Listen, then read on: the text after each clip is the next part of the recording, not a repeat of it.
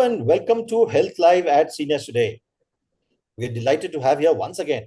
He's been on our Health Live sessions at least thrice earlier, and we're delighted to have him here once again.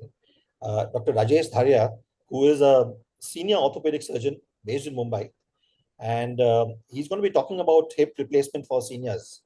Before I invite him to speak, I'm going to introduce him. Dr. Dharia is a leading consultant, orthopedic and joint replacement surgeon based in Mumbai, having performed over 10,000 replacement surgeries.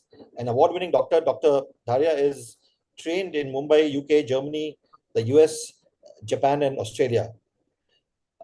We have had Dr. Dharia once in the past on replacement, and we have requested him to speak once again about hip replacement. But before I get him to speak about hip replacement, let me give you the genesis of how we got on to inviting him to speak about it. We speak to our doctors often and figure what they are up to and the various progresses they're making. And he told us about hip replacement surgery that he did with a very well-known person in the entertainment world, Tanaz Irani. And when he told me about her, and I, of course, am familiar with her work, he mentioned that he did a hip replacement surgery, and immediately after that, the lady is back on her feet, shaking a leg, literally. And I'm not very sure how safe it is to do that, but she is doing that, and he's obviously aware of that. And so what I'm going to do is I'm going to request our team to play a few videos and a few creatives. So this is one. Can you increase the size? So this is Ethiopian grandma with slept with the leg in the air for 5 years, and let's go next.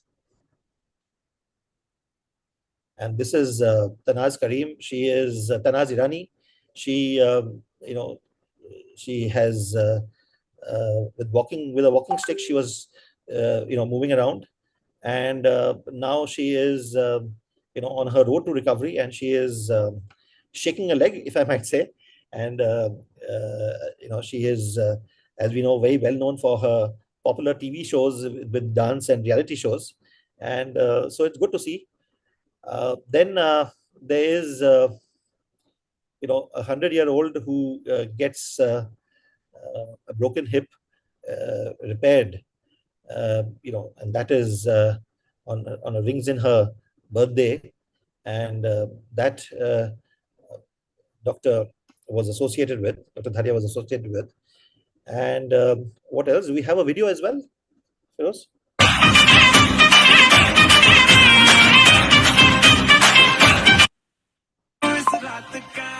अपना मजा आ यार मस्ती में तू झूम जा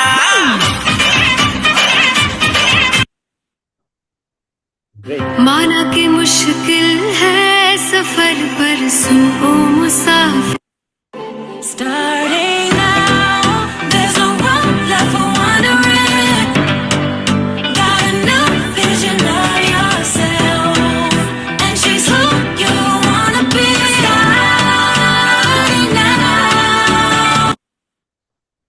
Great, super. Thank you very much, Dr. Dharia. Congratulations, you've done some magnificent work. Is it a magical work, or is it something that is a known thing in the orthopedic world today, where people can walk immediately after surgery, they can even shake a leg, etc. Is that a done thing, or is it something unique? Well, Mr. Pradyuman, first of all, thank you for the introduction. And as you said, this is the second time that I'm coming on your show. And that is, earlier I spoke more about the knees, and this time it will be more about the hips. The second thing is, you asked me whether it is a very regular phenomenon in our medical world. So if you ask most orthopedic surgeons, even them will not be able to point out which hip is operated after a brilliant result like this. I have also told Tanaz not to really be dancing and doing awkward things, but she's somebody, she's a marvelous person, and she's a very positive person, and she always goes by the fact, by the hopes that nothing is going to go wrong. Like, she's a hardcore believer in positive things. So whenever I tell her, she says, doctor, nothing's going to happen now. That's how she is. So let's hope and pray that it'll all continue with her and she won't have any adverse events. Another thing is that, you pointed out a few articles. So if I may go back to the first article that you showed about the Ethiopian grandmom, what I want to... Can we just do that, Feroz? Can Yeah. we play the first article? Now, if you zoom into this article, in the third column, if you zoom in the third column, if you go up a little bit. So here, if you see the patient's son, if you see, he says clearly that I had taken my mother to USA and UK also, but she was not helped. So when such a thing is encountered by some patients, I really feel glad that we in India can do much better work, and the world recognizes Indian doctors to be better, than most of the doctors all over the world.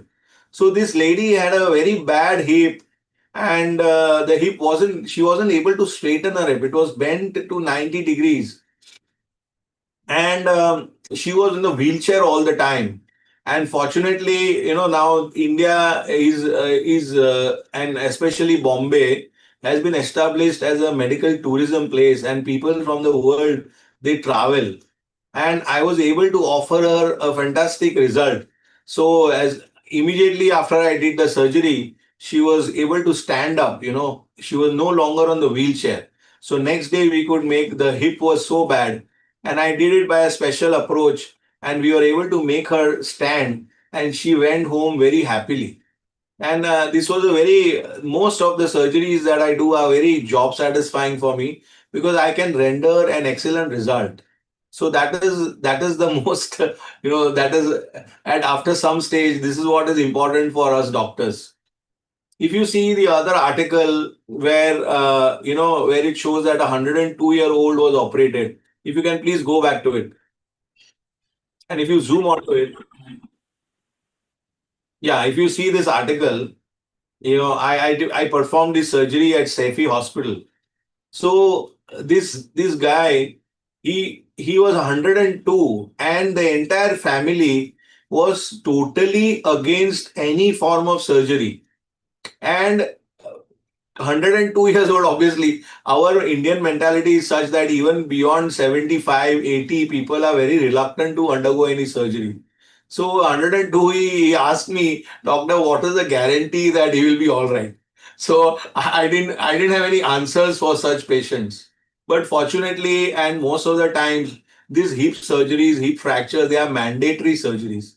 One has to perform the hip replacement at this age or any age, so that they can sit up and they can do their regular basic activities. And this guy, he stood up and he walked out of the hospital very happily. And I was extremely happy to deliver such good results.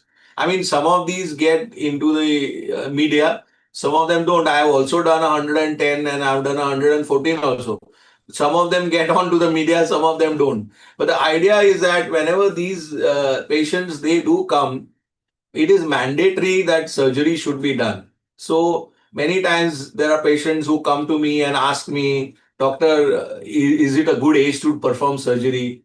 Or, even some people are 70, they say, Abhi 70, what is the point in operating at this age? So I'm telling you once again that these are not one. I've got many other newspaper articles wherein I've operated on 80, 90, 100. So it is important that we have a clear mindset now that surgery is an alternative for the elderly. And if you don't do it, this could lead to a lot of issues in their entire life, and you might end their life early if you don't do the surgery. I agreed that at 102, nobody can give any guarantee. But these they work really well. Most of the times they work well. So that's how it is. As far as Tanaz, what you showed, Tanaz is a very entertaining, enterprising person. And she had this long lasting problem in her hip, and she was not diagnosed for a long period of time, almost 2 years. If you watch her Instagram or YouTube or lots of other media that she has, delivered over the last few years, you can see that she was in really real pain. And then she tried to train herself into ignoring the pain and all that, but finally it was God's wish, so she landed up with me, and I could tell her that the problem is in the hip. And when we saw her x-rays, she had a very bad avascular necrosis of the hip, and the hip was totally destroyed and very bad arthritis and all, and we had to replace that hip. And touch wood, she did exceedingly well. Immediately after the surgery, she was able to stand up. Earlier, her leg was shortened. So for the first 2 3 months, she had a bad feeling that my God, my leg is lengthened. So how am I going to walk and all that? But she was walking nicely, slowly, slowly. Now she is, as you can see in the videos, that she is walking. She's walking without, no limp, and you can't make out that she's had a surgery, to the extent that she's even able to dance. This is quite an amazing. I mean, most of my patients have such good results, but for a celebrity, somebody who's in the eyes of the camera at all times, it becomes very important for somebody like me to deliver that kind of a result, because otherwise, she won't be, any leading person who's in the eyes of the media won't be happy, if there is something which is seen, if she has a limp or something like that. I warned her that please don't do all this dancing so that your hip will last a little longer. But then let's hope for the best. Doctor, tell me this. Obviously, it is fraught with some danger because, as you said, you alerted her that please don't do it. Um, you know, what is the likelihood of success? Because if you have after the hip replacement surgery, you start straining your hip. Uh, is there, some damage that could be caused later? Yeah, I mean, basically, yes. See, what happens is in her case, or many other young patients, they are very highly active. They are very highly active and their demands are very high. Because so we always tell the patient that if you want to have a hip replacement surgery, then the first no-nos are that you won't be able to bend beyond 90 degrees. You won't be able to sit on the floor. You can't really be jumping around. Your hip won't take those thrusts. You can't be rotating your hip at any angles or something, or you can't be sitting cross-legged. All these things, if you do, then there could be a danger of the hip getting loose. Hip might get loose, or there could be some other issues, the liner can break and all this. So one has to be very, means you can lead a normal life, but you can't lead an athletic life with the replacement surgeries as far as possible. If you wanted a prolonged prosthetic, without any issues, then it is better to have a little constrained activities. That is the usual norm. Right, right. So, what you're saying is that 9 out of 10 times things are okay. Things are okay in the sense that people do listen to us and they don't go beyond the advice. That if I have told them that don't run around or don't jump and dance and all that, they don't do it, you see. They don't do extremes of activity after hip replacements and all that. So they always, but then we also get these high demand patients who are like, hyperactive, who are very young. Usually the hip replacement done is a little elderly people, you know. So some of these are elderly people will obviously be low in activity and they won't have much demands, So they are okay. But it is these young patients when we get, that is the time when it is a test of the metal, you see. You have to make sure that it gives an excellent result. You don't have any limp. You can do most of your activities without any problem. That is what is important. Right, doctor, what is the the cemented and cementless hip replacement? What is the the success rate of both? Yeah, so see what happens is that in young patients, almost and nowadays when the bone quality is good in a patient, then it is better to do a cementless hip. You see, only in the much elderly group where the bone quality is very poor, it is very osteoporotic. And if we use a cementless, then it will become loose very fast. So it is in the much elderly patients, or if we are doing a hemi replacement when there is a fracture in the elderly, like an 80 or a 90-year-old, we always make it cemented. So then the prosthesis will not move inside.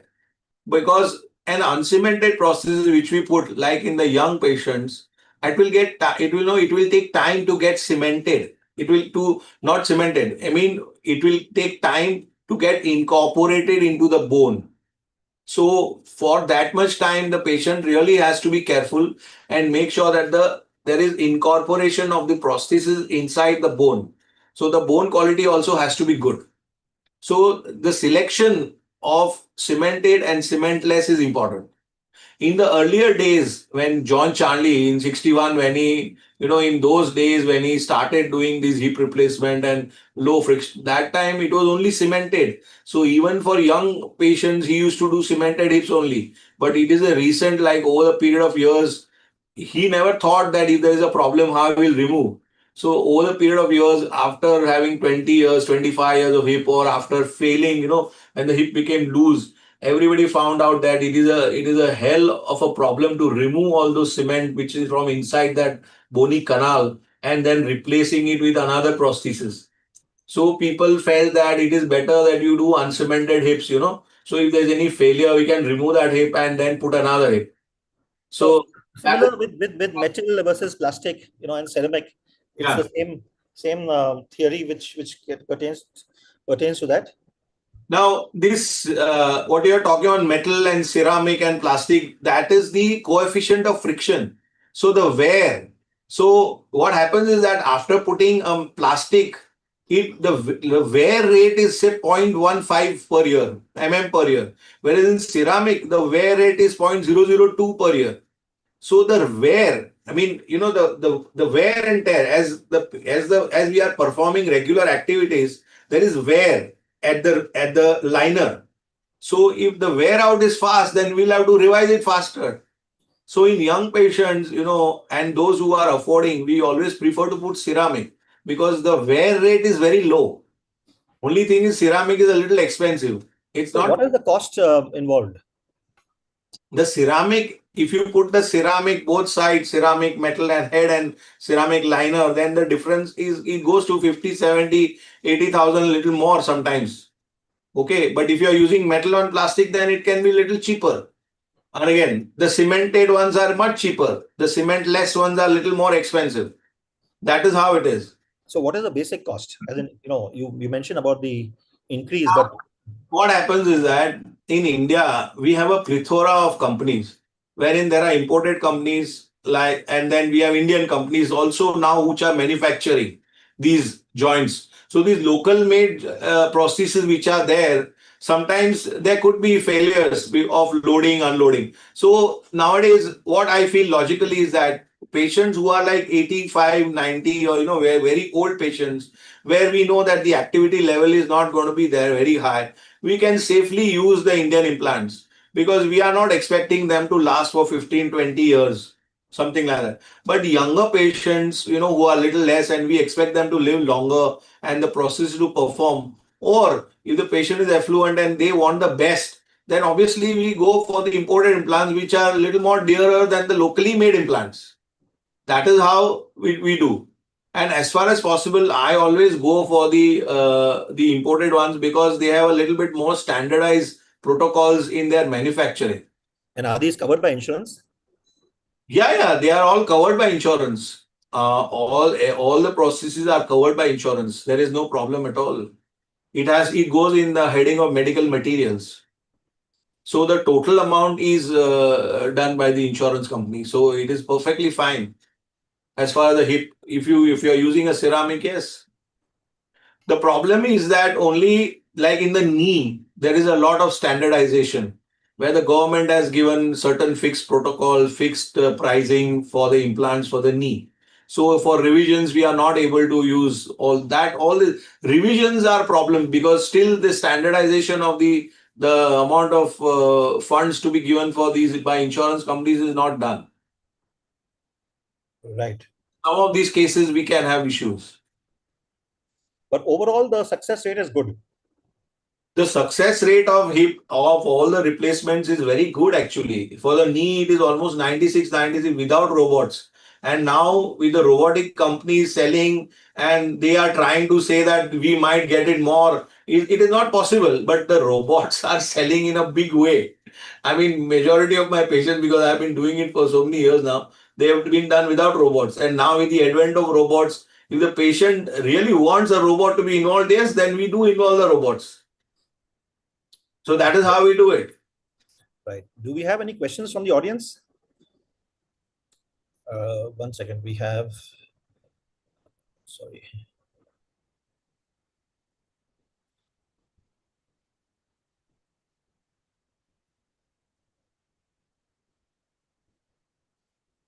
Sorry, there's some issue with.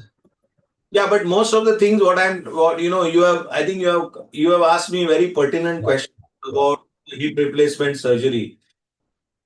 And most of the time, the recovery in the hip replacement takes a little longer than the knee replacement surgeries. So sometimes, what happens is that there are certain marketing videos which are put up by some younger orthopedic surgeons or somebody, I do not wish to. And then the patient gets misled that, oh, I have to be running from the next day and all. That does not happen. So it takes a due course of time and it is also based on the patient's agility pre-op. The patient's, whether the patient is young or old, and the patient's general condition of the patient. All these things are very important. There was a And question which has been asked about what are the indicators that I might need a hip replacement. yeah, so now the indicators are that you have severe pain in the hip. You know, you're not able to walk a good distance. You're not able to sit down. While sitting and standing also gives you a lot of pain. And if you take X-ray, it will show arthritis. Or what has happened is that post-COVID, during COVID, there were a lot of high degree of steroids that were given. Now, this can happen even if you have a skin condition and you're applying a lot of steroids, or there could be alcoholic avascular necrosis. There are people who are drinking high amount of alcohol, then they could give rise to avascular necrosis of the hip and arthritis. Then there are sickle cell anemia. Some people have. Some people have this Cason disease. They have this dysbiarism and all. Or some people have developmental dysplasia of the hip from childhood they have something. So because of all this, if there is a wear and tear in the ball of the hip and it is symptomatic, wherein there is a lot of pain and other things, then obviously you need to approach your doctor, get an X-ray done, if necessary, get a CT or an MRI done, and then discuss with the doctor, and if required, do the hip replacement, and we can give you excellent results. Many times the problem is that the pain is referred in the back and the hip gets confused with the back pain and they go to the spine and then they get into a different track only totally. Sometimes the hip pain is referred to the knee and the pain problem is in the hip, it gets totally diverted to the knee. So I warn the patient against sitting in the wrong train or the wrong bus because you will lead to a wrong destination. And Right. Right. yeah, and Tanaz actually was she's a very good example because for 2 years or more than 2.5 years, she was told that all the problems are because of the back. And she did all physiotherapy and she did so many other things, you see, without knowing what her problem is. Amazing. Doctor, thank you very much for a very detailed presentation. And I think although it's been short, but it's been very thorough. And as always, I'm really glad that you could come in for the session and reply to all the queries. This video will be up on the Seniors Today website on Monday, and along with the with the takeaways that will also be there. So please watch it, and the takeaways also will be there as an article on Monday or Tuesday. So do take a look, and we will be back once again uh, next Saturday for another session of Health Live at Seniors Today. But before you leave, I'm going to play a video of our latest issue of Seniors Today magazine, which is going to be out any minute.